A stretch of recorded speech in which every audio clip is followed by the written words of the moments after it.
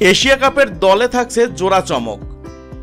Backup opener হিসেবে টি-20 দলে ফিরছেন নাজমুল হোসেন শান্ত, ভাবনায় আছেন সৌম্য সরকারও। মিডল অর্ডারে ব্যাটিংয়ের গভীরতা বাড়াতে আসছেন নুরুল হাসান সোহান। টি-20 বিশ্বকাপের আগে 20 ওভারের ক্রিকেটে নিজের পরিকল্পনা নিয়ে বেশ সচেতন লিটন কুমার দাস। সর্বশেষ পাকিস্তান এবং শ্রীলঙ্কার বিপক্ষে টি-20 সিরিজ জিতেছে টাইগাররা। টি-20 ফরম্যাটে এশিয়া কাপের আগে তাই দলে খুব একটা পরিবর্তন আসবে না, তবে কয়েকটা পরিবর্তন না আসলেই নয়। বিশেষ করে ব্যাকআপ ওপেনার হিসেবে আবারও ব্যর্থ হয়েছেন মোহাম্মদ নাঈম শেখ।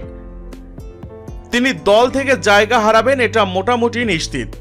এখানে দুইটা ভাবনা আছে টিম ম্যানেজমেন্টের।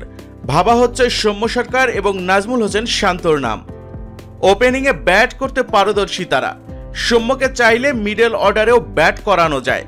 দুজনেরই সাদা বলের ক্রিকেটে সাম্প্রতিক ফর্ম নাঈম শেখের চেয়ে ভালো।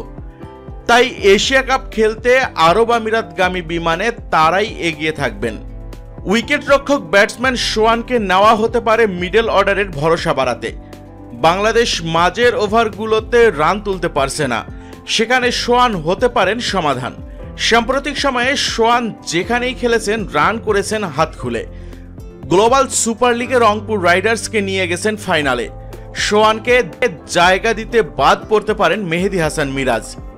মিরাজের টি-20 ব্যাটিং অ্যাপ্রোচ চলনশীল নয়, তার বোলিং বাংলাদেশ মিস করতে পারে, তবে দলে শেখ মেহেদী হাসান এবং নাসুম আহমেদ তো থাকছেনই, তাই মিরাজের ঘাটতি পুষিয়ে নেওয়া যাবে। আপনাদের সবাইকে জানিয়ে রাখতে চাই, এশিয়া কাপ শুরু হবে 9 সেপ্টেম্বর। বি গ্রুপে বাংলাদেশের লড়াই জমবে হংকং, শ্রীলঙ্কা এবং আফগানিস্তানের সাথে। 11 সেপ্টেম্বর বাংলাদেশের প্রথম ম্যাচ হংকংয়ের বিপক্ষে। এর আগে 6 আগস্ট থেকে দেশেই ক্যাম্প শুরু করবে টাইগাররা। তবে নেদারল্যান্ডস এবং নেপালের সাথে এর মধ্যে একটা টি-20 সিরিজ আয়োজনের কথাবার্তা চলছে।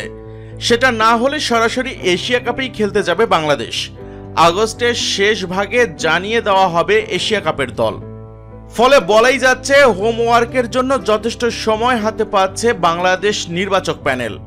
সেই সময়টা এখন উপযুক্ত কায়দায় ব্যবহার করতে পারলেই কেবল এশিয়া কাপ থেকে হাসি মুখে ফিরতে পারে লিটন বাহিনী।